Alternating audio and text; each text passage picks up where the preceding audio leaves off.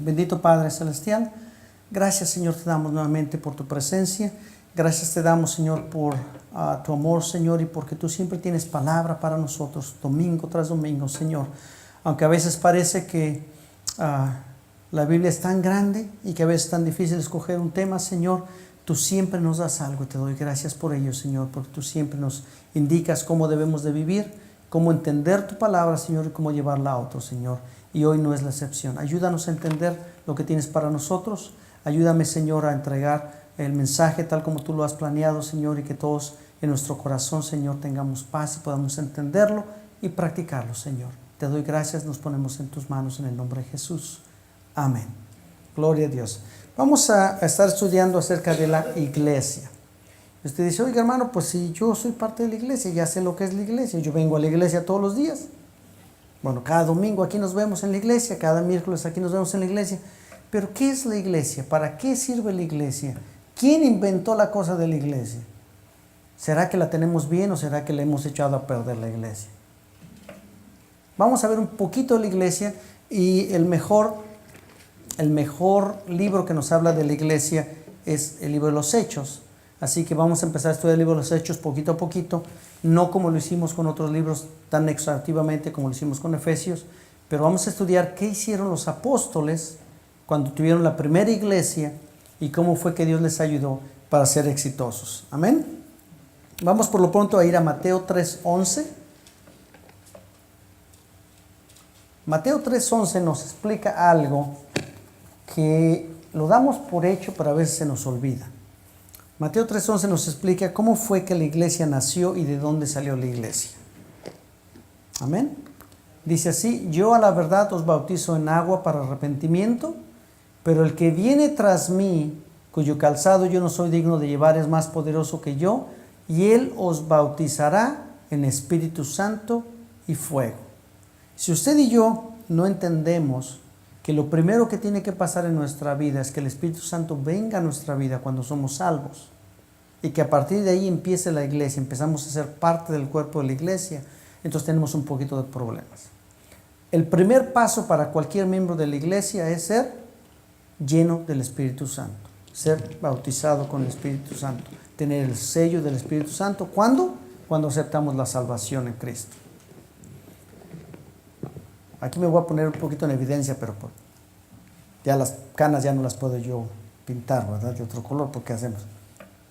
¿Cuántos se acuerdan del programa de televisión Misión Imposible? Pum, pum, pum, pum, pum. ¿Se acuerdan del programa? Yo lo veía en México en español, en una televisión en blanco y negro, y un programa bien interesante de intriga, un programa de suspenso, de acción, pero ¿sabe qué? Un programa de mentiras. Todas las veces se tenía que disfrazar de alguien. Todas las veces tenía que aparentar que eran otra persona. Todas las veces tenían que infiltrarse incógnito, que nadie los descubriera para lograr el objetivo que tenían que hacer. ¿No es cierto? Un programa interesante, pero un programa de mentiras. Ellos tenían que andar incógnito para lograr engañar a la gente y sacar el objetivo que tenían. La iglesia no es así, oiga. Nosotros no tenemos que andar de incógnitos, ni tenemos que engañar a nadie. La serie siempre empezaba con una frase bien famosa. Su misión, si decide aceptarla, es, y decían la misión que era, ¿va? Y después decía, como siempre, si usted o alguno de los miembros de su equipo son aprendidos o mueren, la administración no va a saber nada, la secretaría lo va a negar y no vamos a saber de su misión. Y después decía, esta grabación se va a autodestruir en 5 segundos, y había que correrle porque se echaba a perder esa cosa. La iglesia no es así. La iglesia no es algo que tenemos que inventar cómo funciona, no es algo que tenemos que crear todos los días, reinventarnos como iglesia porque los tiempos están cambiando. La iglesia no es así. La iglesia no es un programa de intriga, de suspenso. No. El inicio de la iglesia, el cuerpo de Cristo, nosotros somos el cuerpo de Cristo, sucedió de una manera similar a la de la televisión, pero no tiene nada que ver con la serie. La iglesia de aquel tiempo, los apóstoles, no sabían qué tenían que hacer. Lo único que sabían era una cosa: tienen que esperar en Jerusalén hasta que les manden el Espíritu Santo. Solo tenían una instrucción. Una instrucción fácil, por supuesto. Ir a Jerusalén y quédate ahí. La palabra que se usa ahí en griego quiere decir sit down, siéntate en Jerusalén. Como quien dice, cámbiate y vete a vivir a Jerusalén. Y ahí espérate a que te den instrucciones. Bien sencillo. Jesucristo había resucitado y los primeros apóstoles vivieron algo que usted y yo desafortunadamente no vamos a vivir en esa tierra. Vivieron los 40 días más emocionantes de la iglesia. Caminar lado a lado con Jesucristo, quien tenía un cuerpo glorificado, que había venido de la muerte y que había conquistado el pecado de todo el mundo. Emocionante. 40 días increíbles. La Biblia no nos dice mucho de lo que Jesús les dijo esos 40 días. Lo único que nos dice es que se le apareció a muchos. Jesucristo estaba interesado en el testimonio del Evangelio. Pero sin embargo, aún tenían que experimentar algo más especial. La ascensión de Jesucristo. Imagínese usted que está platicando con una persona y de repente se le aparecen dos ángeles, uno al lado izquierdo, uno al lado derecho, y se van los tres al cielo. Una cosa bárbara. Eso experimentaron los discípulos. Lucas 24, del 49 al 53, nos relata la experiencia que ellos tuvieron. Y es una cosa que la iglesia vivió en aquellos días, que no les daba oportunidad a negar a Jesucristo. Si usted y yo hubiéramos estado ahí presentes cuando Jesucristo se fue al cielo, usted y yo nunca hubiéramos podido decir, yo no creo en Cristo. Usted y yo nunca hubiéramos podido desfallecer en nuestra fe después de vivir esa experiencia, ¿verdad? Dice así, he aquí, yo enviaré la promesa de mi Padre sobre vosotros, pero quedaos vosotros en la ciudad de Jerusalén hasta que seáis investidos de poder desde lo alto. Quédense ahí hasta que les llegue el poder. Y los sacó fuera hacia Betania, y alzando sus manos los bendijo, y aconteció que bendiciéndolos se separó de ellos y fue llevado arriba al cielo. ¡Wow! Vayan a Jerusalén cuando les llegue el Espíritu Santo, que sean investidos por Él, entonces van a saber qué hacer, que mi Padre los bendiga, y ¡yum!, se lo llevaron. Y ellos, después de haberle adorado, volvieron a Jerusalén con gran gozo. Claro, después de vivir eso, ¿quién no iba a estar gozoso en su corazón, verdad? Y estaban siempre en el templo alabando y bendiciendo a Dios. ¿Qué experiencia vivió la iglesia? Bien importante. Una experiencia que usted y yo nunca vamos a vivir. Pero lo que usted y yo sabemos es que la iglesia es el cuerpo de Cristo. Amén. Y como tal, no sé si a usted le haya tocado ver algún cuerpo que ande por ahí caminando sin espíritu. ¿Usted ha visto algún cuerpo caminar sin espíritu? No. Si nosotros somos el cuerpo de Cristo, necesitamos el Espíritu de Dios para ser el cuerpo de Cristo. Por eso les dijo que se fueran a Jerusalén y hasta que fueran investidos por el poder del Espíritu Santo, no hicieran otra cosa. Porque la iglesia sin el Espíritu Santo no camina. La iglesia sin el Espíritu Santo no puede existir. Porque el cuerpo de Cristo sin el Espíritu de Dios no es el cuerpo de Cristo. Puede que tenga otro espíritu, puede que sea otro cuerpo, pero no es el cuerpo de Cristo si no tiene el Espíritu de Dios.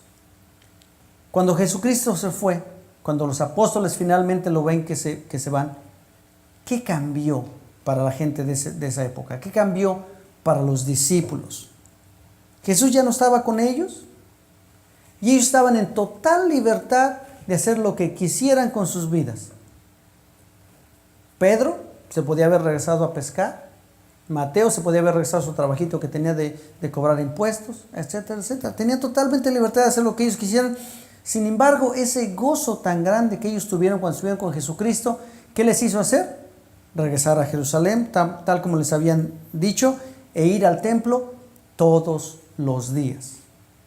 Sabemos lo que pasó en el día del Pentecostés, que estaban reunidos y vinieron las lenguas y hablaron las lenguas. De que Jesucristo se fue al cielo, al día del Pentecostés, pasaron 10 días. ¿Qué hizo esta iglesia estos 10 días? Ir al templo todos los días. ¿Cuánto tiempo estaban en el templo? Todo el día. ¿Y qué hacían en el templo? Oraban y cantaban y alababan a Dios.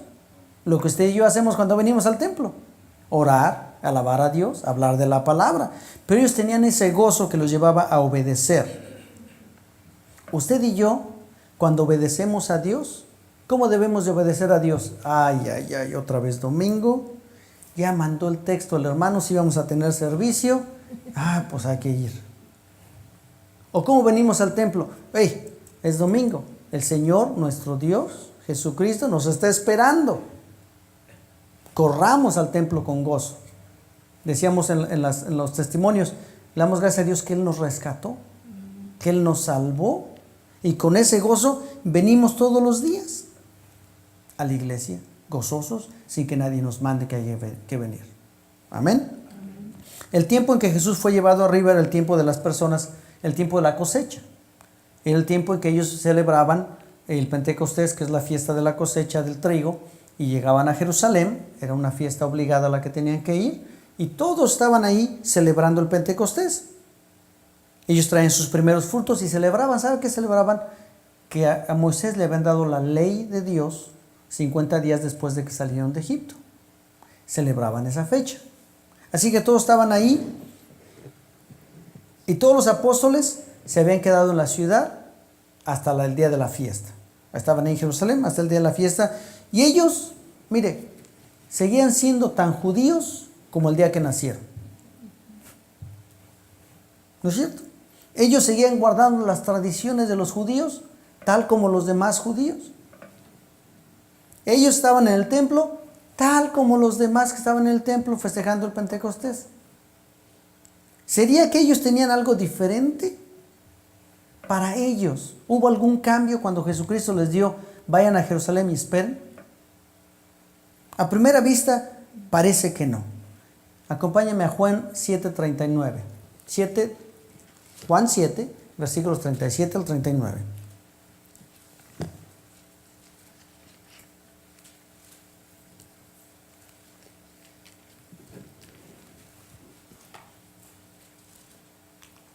Dice así: en el último y gran día de la fiesta, Jesús se puso en pie y alzó la voz diciendo: si alguno tiene sed, venga a mí y beba.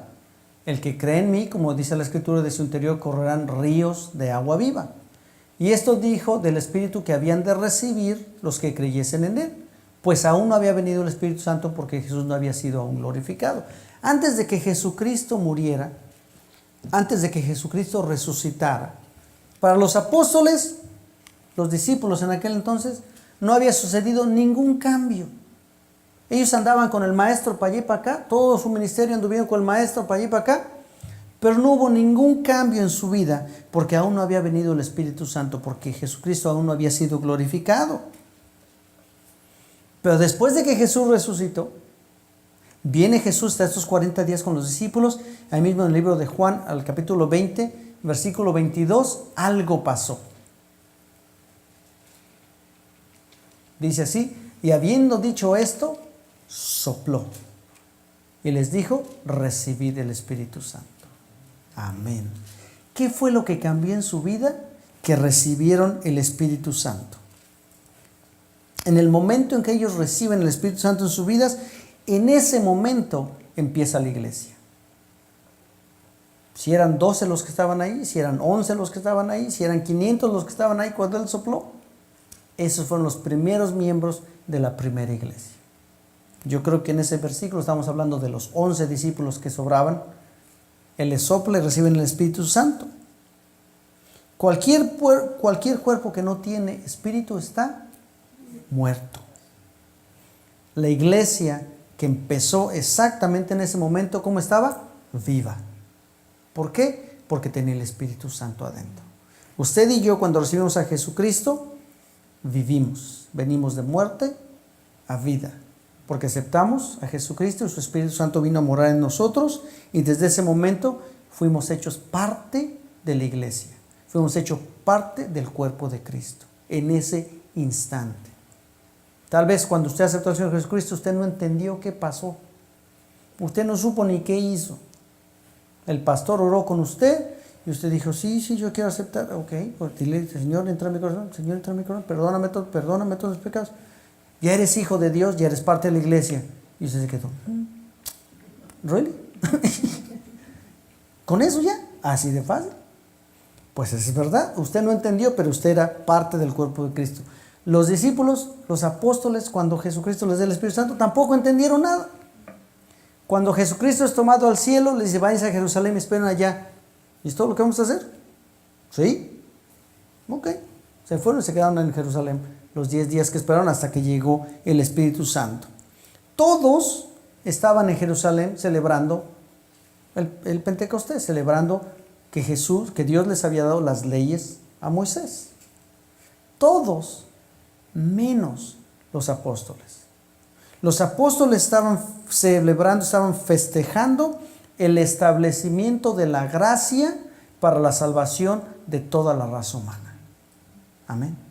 Ellos festejaban que a partir de ese momento la iglesia tenía las puertas para ir y predicar el evangelio, tenía las llaves para predicar el evangelio, abrir las puertas y que toda persona viniera al conocimiento de Jesucristo. ¿Se da cuenta qué importante es ese día? Porque a partir de ese día la ley se cumplió. Ya no había necesidad de más sacrificios. A partir de ese día lo que había de necesidad era de que usted y yo saliéramos a predicar el evangelio. Amén. ¿Qué cambió? La promesa del Espíritu Santo se cumplió. Dijo Jesucristo, yo le pido al Padre que les envíe al Consolador, no los dejo huérfanos, les conviene que yo me vaya para que entonces mi Padre les mande. Se cumplió la promesa del Espíritu Santo. ¿Y cómo cambió? ¿Qué les pasó a los judíos? ¿Qué les pasó a los apóstoles? La religión de los judíos pasó de ser de un ritual, una serie de rituales destinados al perdón de los pecados, a ser ahora de la gracia, para perdón de todos los pecados de todo el mundo. Antes tenían un sistema de sacrificio donde se perdonaban los pecados pasados. Usted pecaba, traía un animalito al sacerdote, o 2 o 3, lo que tenía que traer, el efa de harina, la masa mesada, todo lo que tenía que traer al sacerdote. El sacerdote le mataba ahí el animalito, le echaba la sangre, le quemaba lo que tenía que quemarle. Ya que acababan, usted se pegaba aquí en el dedo gordo y decía una cosa que no tenía que decir. Hay que traer otro animalito porque los pecados que me perdonaron fueron pasados. No los...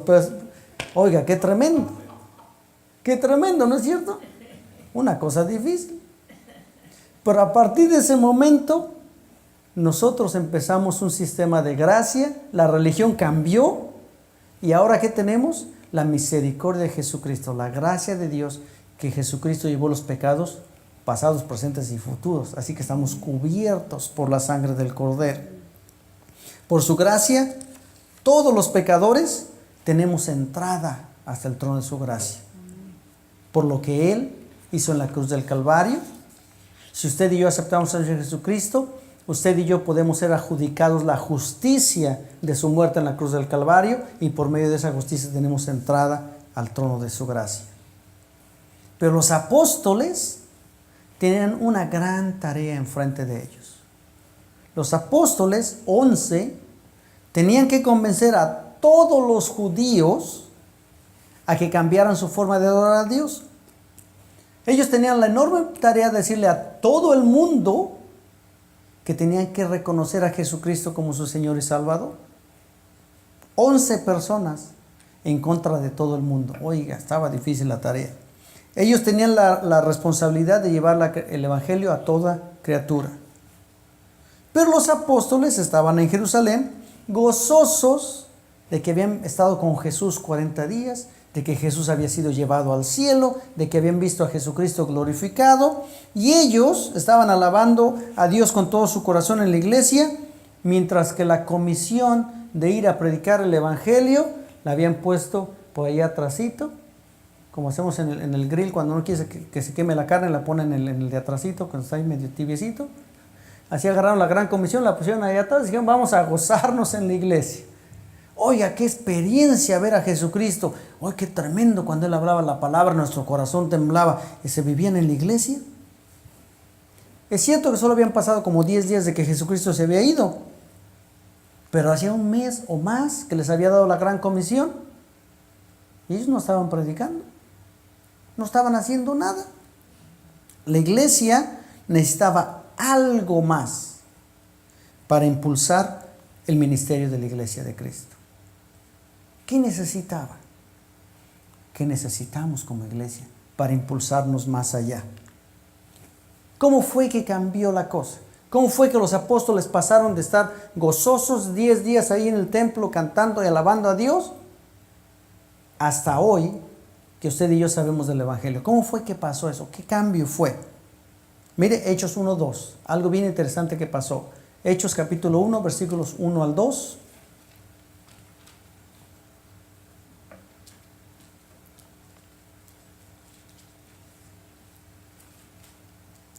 Dice así: en el primer tratado, o Teófilo, quien está escribiendo es Lucas, el que escribió el libro de Lucas, dice: en el primer tratado, o Teófilo, hablé acerca de todas las cosas que Jesús comenzó a hacer y enseñar, hasta el día en que fue recibido arriba, después de haber dado mandamientos por el Espíritu Santo a los apóstoles que había escogido. ¿Qué fue lo que cambió? La iglesia pasó de ser dirigida directamente por Jesucristo a empezar a recibir instrucciones por medio del Espíritu Santo. ¿Se da cuenta? El mismo Espíritu Santo le dijo a Jesús que le dijera a los apóstoles que se fueran a Jerusalén. La iglesia empezó a ser dirigida por el Espíritu Santo desde sus inicios.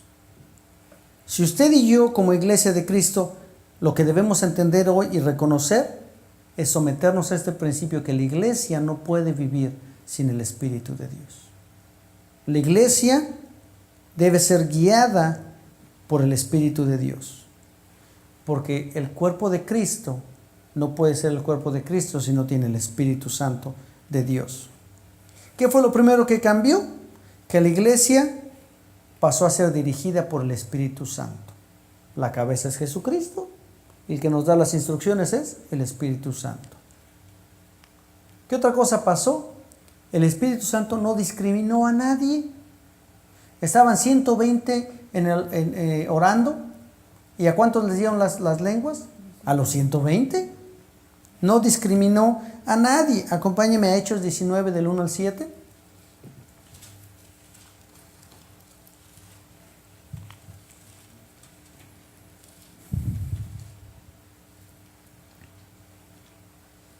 Aquí vemos otro ejemplo. Dice así: aconteció que entre tanto que Apolos estaba en Corinto, Pablo, después de recorrer las regiones superiores, vino a Éfeso y hallando a ciertos discípulos, les dijo: ¿recibisteis el Espíritu Santo cuando creísteis?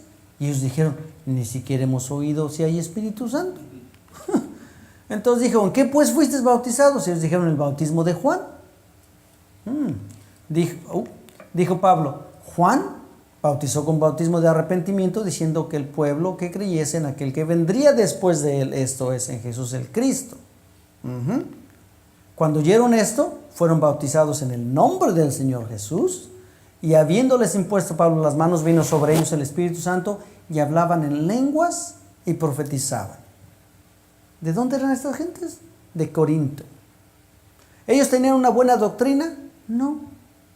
Ellos habían oído de Juan el Bautista. Ellos habían creído en Jesucristo por la predicación de Juan el Bautista, por lo que les enseñaba Apolos acerca de Juan el Bautista. Pero ellos habían creído en Jesucristo. Cuando viene Pablo y le dice: bueno, no es suficiente creer en eso, hay que aceptar el sacrificio del Señor Jesucristo, y dijeron: amén. Fueron bautizados inmediatamente por el Espíritu Santo. De Corinto, griegos. ¿Qué hizo el Espíritu Santo? Dice ahí que eran unos 12 en total los que aceptaron ahí. El Espíritu Santo, entonces, en la vida de los creyentes declaró públicamente que la salvación es para todos. No hay diferencia, no hay griego, no hay judío. Todos alcanzamos salvación. La división que había antes de que el pueblo judío era el único que tenía la palabra, se terminó. Ellos siguen siendo el pueblo escogido de Dios. La palabra nos dice que Él bendecirá a los que los bendigan y va a maldecir a los que los maldigan. Eso sigue en pie. siguen siendo el pueblo escogido de Dios. Pero en cuanto al Evangelio, la exclusividad que tenían se acabó. Ahora el Evangelio es para todos. La iglesia entonces debe entender este segundo principio, que la salvación está disponible para todos. El primer principio es que el Espíritu Santo es el que guía a la iglesia. El segundo es que la salvación es para todos. ¿Qué más debemos de saber como iglesia? Que el Espíritu Santo es el que nos da lo que debemos de hablar. Si usted no está conectado con el Espíritu Santo, usted no va a saber qué decir. Y si usted no está conectado con el Espíritu Santo y usted quiere hablar de Jesucristo, usted va a decir cada cosa que mejor no diga nada. Tenemos que estar conectados con el Espíritu Santo siempre. Acompáñeme a Hechos 2, del 1 al 4.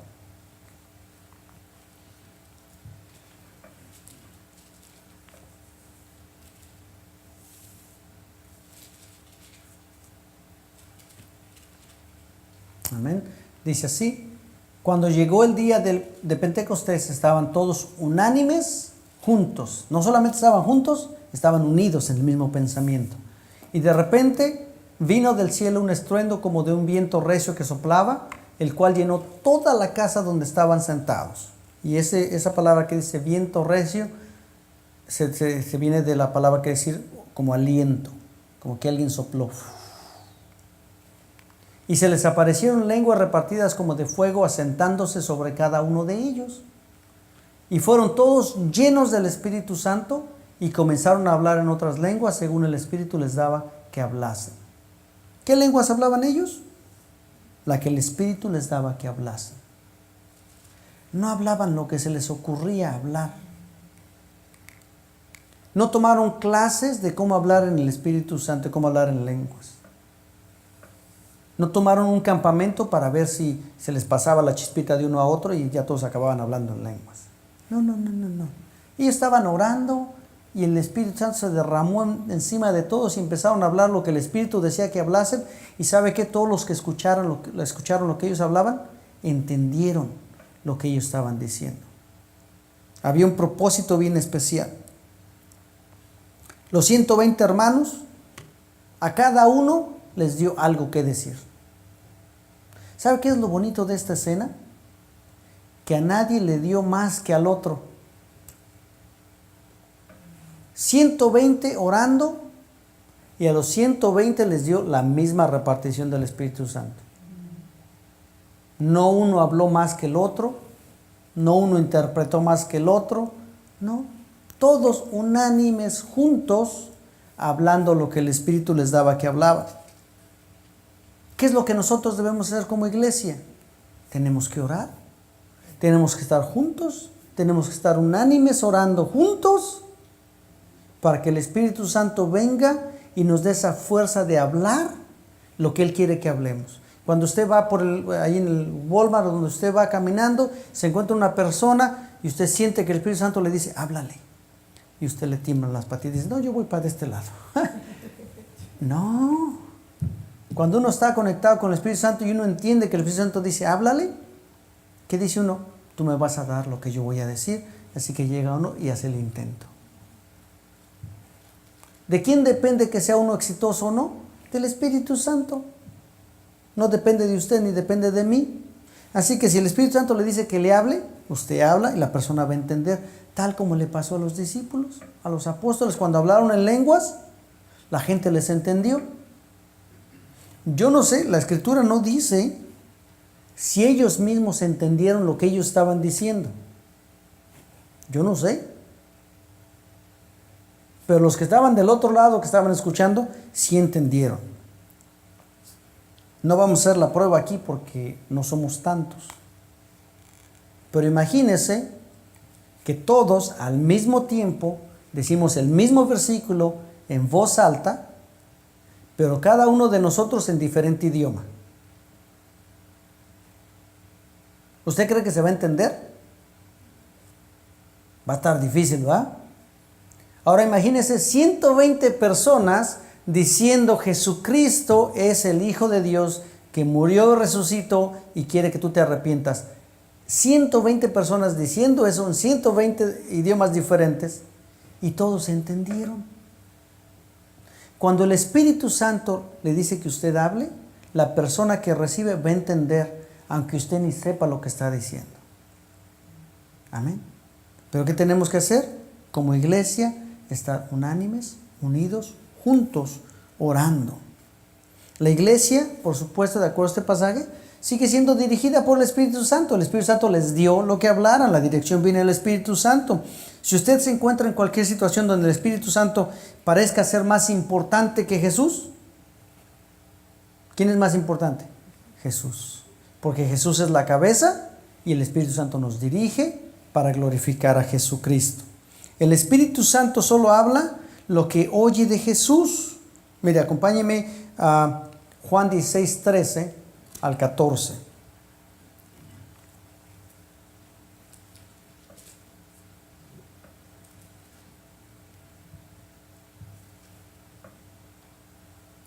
Primero, tenemos que entender que la iglesia está dirigida por el Espíritu Santo.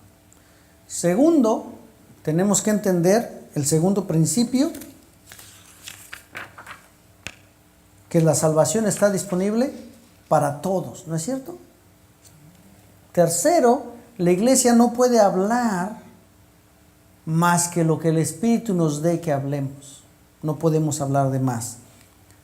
Dice en Juan 16, 13, 14, pero cuando venga el Espíritu de verdad, Él os guiará a toda la verdad, porque no hablará por su propia cuenta, sino que hablará todo lo que oyere y os hará saber las cosas que habrán de venir. Él me glorificará, porque tomará de lo mío y os lo hará saber.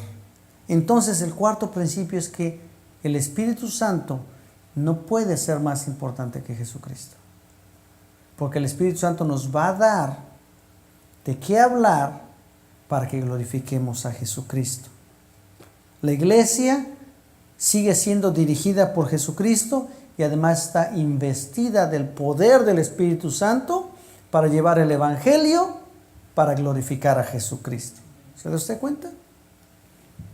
Pero todo esto que pasó, a mí siempre me gusta llegarle al fondo del asunto. ¿Por qué cambió? Pues si ya los judíos tenían un sistema establecido, ya estaba la cosa lista, ¿por qué cambió? Si Jesús cuando nació de María era judío, ¿por qué había que cambiar? Jesús nació en Belén de Judá, que era un territorio judío. Él iba a las sinagogas, como todo buen judío. Él guardaba las fiestas de los judíos. ¿Por qué tenía que cambiar la religión judía? Porque no simplemente hicieron una reforma de sus costumbres. Porque la religión judía estaba basada en un sistema anticuado, en un sistema de sacrificios que cuando Jesucristo murió en la cruz del Calvario ya no era válido. Él cumplió la ley. Así es que había necesidad de tener un nuevo pacto. ¿Un pacto en qué? En su sangre. Él es el perfecto sacrificio. No necesitamos más nada. Amén. No hay necesidad de otro sacrificio, por lo tanto, la antigua práctica de los rituales de los judíos ya no es necesaria. Además, la gracia de Jesucristo no es solo para los judíos. Ya lo dijimos, es para todos. Todo aquel que cree en Él. Jesús logró la salvación del mundo entero. De usted, de mí, de aquellos a los que vamos a irles a hablar al ratito. ¿Verdad que sí? De aquellos, amén. De aquellos que les va a hablar usted mañana, a los que les vamos a hablar el próximo miércoles. Ellos también han sido salvos, solamente que tienen que aceptar el sacrificio de Jesucristo. Juan 1, del 11 al 12, dice: a lo suyo vino y los suyos no le recibieron. Qué tristeza.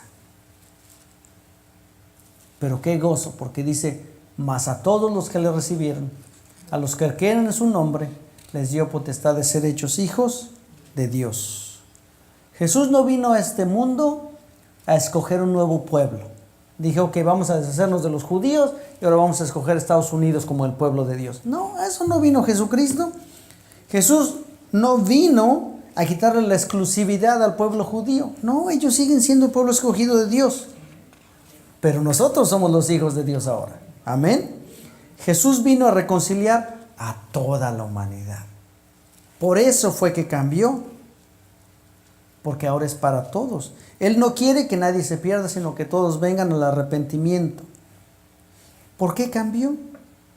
Porque el nuevo pacto en su sangre está dispuesto, está disponible para todos. Jesús no vino a cambiar la religión judía. Él vino a cambiar al mundo entero. Y usted y yo tenemos parte en esa comisión. Usted y yo tenemos que cambiar al mundo entero. El mundo no va a ser transformado solito. El mundo no va a ser transformado mientras usted y yo hagamos lo que hicieron los apóstoles. Estar todos los días en la iglesia, cantando y alabando a Dios, orando y glorificando a Dios, leyendo la palabra en la iglesia. Y la gran comisión, usted y yo, mientras la iglesia continúe reuniéndose los domingos solamente y viviendo como iglesia solamente los domingos, usted y yo no vamos a avanzar el reino de los cielos en esta tierra. Usted y yo no vamos a cambiar el mundo. ¿Qué tenemos que hacer? Bien sencillo. Mire lo que dice Hechos 2, del 38 al 42.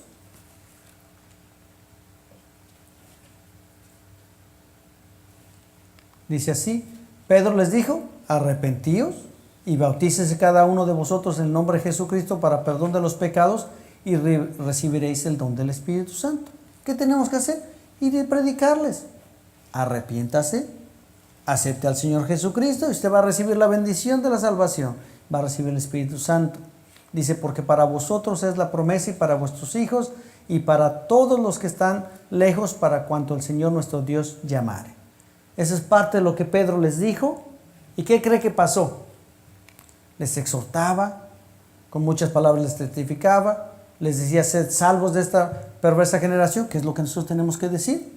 Y así que los que recibieron su palabra fueron bautizados y se añadieron aquel día como 3,000 personas. ¡Wow! ¿Cuántas? 3,000 personas. Oiga usted, ya quisiera yo que un día con una de mis predicaciones 3,000 personas llegaran. Pues ya aunque sea 300. Pues ya aunque sea. Y perseveraban en la doctrina de los apóstoles, en la comunión unos con otros, en el partimiento del pan y en las oraciones. Una iglesia que empezaba a crecer. En el primer sermón, Pedro agarra a 3,000 personas y todas aceptan al Señor Jesucristo. En el siguiente sermón de Pedro, que está en Hechos 4, no lo vamos a ver, pero en el siguiente sermón, otras 5,000 fueron salvas. ¡Wow! En cuestión de semanas, la iglesia pasó de una modesta membresía de 120, que ya la quisiéramos aquí, a 8,000 o más, porque dice que fueron 5,000 varones. O sea que yo creo que fueron 5,000 familias. ¡Wow! 5,000 familias más. La iglesia creció a un ritmo como no se ha vuelto a ver jamás. En 2 domingos ya tenían 8,000 miembros. ¡Wow! Si lo vemos en porcentaje, fue como 2,500% de crecimiento en 2 domingos. Una cosa tremenda. Pedro, yo me imagino que él estaba gozosísimo. Imagínense cómo estaba Pedro, cómo estaba Juan. ¡Oh, gloria a Dios! Esto va, pero bonito.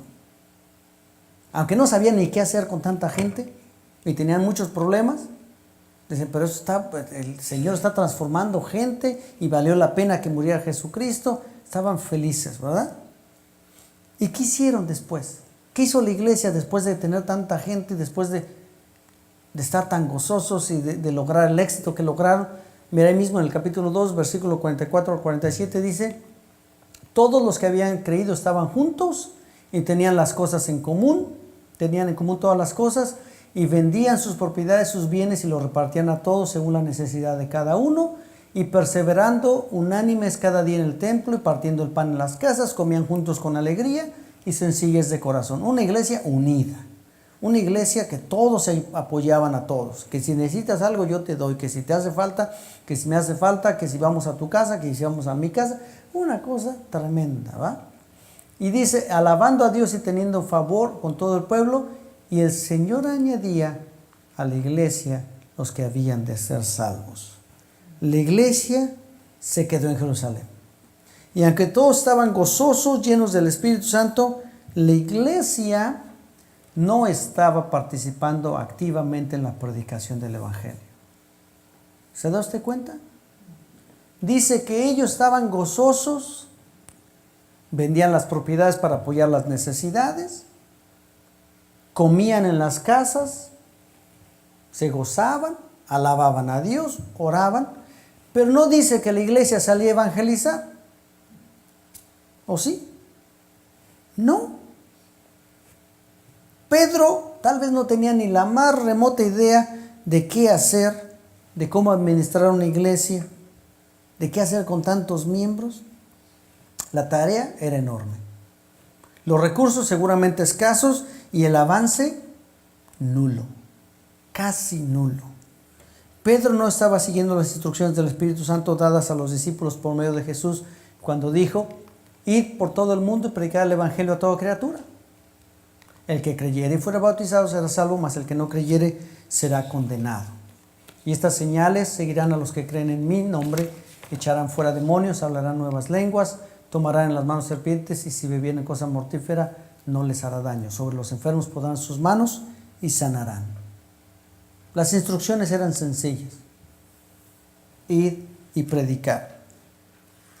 En lugar de atender esta gran comisión que Dios les dio, ellos estaban preocupados por las necesidades materiales de la iglesia. ¿Hace falta atender nuestras necesidades materiales? Hace falta. Si usted y yo no comemos en una semana porque no hay recursos, y alguien viene y me dice: hermano, ayúdeme a orar, yo le digo: sí, hermano, con todo gusto, pero no tiene usted un taquito por allá antes porque me voy a distraer en la oración, yo tengo hambre, me voy a quedar dormido ahí. Las necesidades materiales son importantes. Si a alguno de nosotros nos pasa alguna desgracia y la casa se daña, bueno, pues no le voy a pedir que venga a predicar si no tiene ni dónde dormir. Las necesidades materiales son importantes. En aquellos días eran todavía más importantes, porque el sistema de los judíos era por familias. Y si una familia decía: yo soy cristiano, yo ya no soy judío, yo sigo a los apóstoles, los sacaban de la casa. Ya no podía trabajar, ya no tenía propiedad, ya no tenía dinero. Las necesidades materiales eran importantes. Mire cómo lo hacían ellos en Hechos 6, del 1 al 4, dice: en aquellos días, como creciera el número de los discípulos, hubo murmuración de los griegos contra los hebreos, que decían que las viudas de aquellos eran desatendidas en la distribución diaria. Había un problema en la iglesia, que no todo el mundo estaba recibiendo los recursos. Entonces los 12 convocaron a la multitud de los discípulos y dijeron: no es justo que nosotros dejemos la palabra de Dios para servir a las mesas. Buscad pues, hermanos, de entre vosotros a 7 varones de buen testimonio, llenos del Espíritu Santo y de sabiduría, a quienes encarguemos de este trabajo. Y nosotros persistiremos en la oración y el ministerio de la palabra. ¿Era importante atender las necesidades materiales? Sí. Usted y yo, cuando tenemos necesidades materiales, tenemos que hablarnos entre nosotros, tenemos que apoyarnos entre nosotros, tenemos que orar unos por otros. Sí, pero nunca sin descuidar la oración y el ministerio de la palabra. Nunca sin descuidar llevar la palabra a otras personas.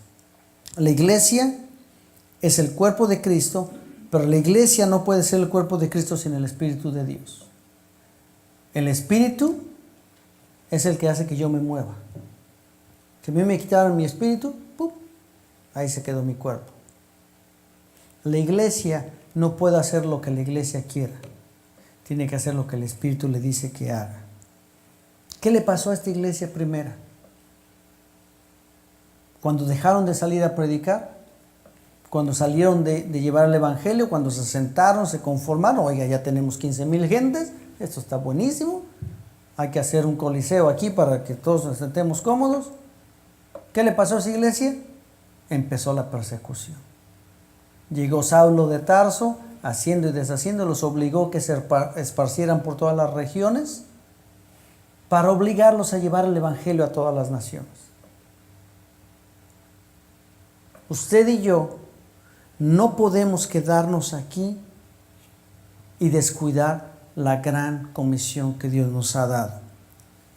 Dios, en su grande sabiduría, sabemos que no podemos ser el cuerpo de Cristo sin su Espíritu Santo, y por lo tanto Él envió a su Espíritu Santo a morar en nosotros para que hablemos a otros lo que el Espíritu Santo nos dé que hablemos. Amén. La iglesia empezó y continuó por muchos años mostrando el poder de Dios por medio del Espíritu Santo. Sin embargo, la iglesia de hoy, por un lado, o abusa del Espíritu Santo, enfocándose solamente en la manifestación del hablar en lenguas, que nadie entiende y que hacen un desorden total, o totalmente ignoramos al Espíritu y nos dedicamos a estar cómodos aquí adentro de la iglesia. La iglesia de hoy ya no va con el poder del Espíritu a mostrar lo que el Espíritu quiere que hagamos. Tal pareciera que otro espíritu se nos está metiendo en la iglesia. No podemos ser otro cuerpo. Somos el cuerpo de Cristo, y solo el cuerpo de Cristo puede ser de Cristo cuando tiene el Espíritu de Dios, no otro espíritu. Yo no sé cuál es su condición espiritual.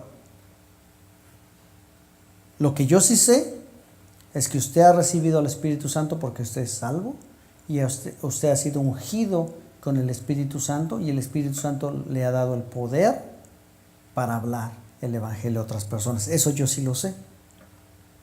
Lo que yo sí sé es que usted ha sido sellado por el Espíritu Santo y usted pertenece a Cristo, y ni lo alto, ni lo bajo, ni lo profundo, ni ningún principado, nada nos puede separar del amor de Cristo. Amén. Pero también sé que la iglesia no puede crecer si no nos dejamos guiar por el Espíritu Santo. Usted y yo tenemos que conectarnos, estar unidos, juntos, unánimes, y escuchar lo que el Espíritu Santo nos está pidiendo. Él tiene que guiarnos individualmente y tiene que guiarnos colectivamente como iglesia. Así como los apóstoles estuvieron unánimes orando por 10 días después de que Jesús regresó al cielo, usted y yo debemos estar unánimes orando unos por otros, gozosos sabiendo que somos de Él, gozosos sabiendo que algún día, no muy lejano si Dios quiere, vamos a estar en su presencia, pero entendiendo que a menos que nos dejemos guiar por Él, nuestra pequeña iglesia nunca va a avanzar. Nuestra pequeña iglesia nunca va a salir adelante. Y es probable que llegue el tiempo en que seamos forzados a salir a otros lados, a llevar el Evangelio a otros lados, por la persecución que está pasando en este país. ¿Qué estamos esperando? Vayamos y prediquemos el Evangelio a toda criatura, porque esta es la única razón por la cual la iglesia existe. Amén. Vayamos al Señor. Padre Santo Todopoderoso, antes que otra cosa, Señor, te queremos pedir perdón como iglesia. Si es que te hemos fallado, Señor, al no intentar llevar tu Evangelio, perdónanos, Señor. Si es que te hemos fallado, Señor, al no escuchar la guía de tu Espíritu Santo que nos dice lo que debemos hacer, Señor, perdónanos. Todo lo que queremos, Señor, como iglesia, es hacer tu voluntad, glorificar tu nombre, bendecirte, Señor, y que tu reino crezca en esta tierra, Señor, a través del trabajo que tú nos has mandado a hacer. Queremos llevar a cabo la gran comisión, Señor, pero necesitamos de tu Espíritu Santo, necesitamos de ese poder de salvación.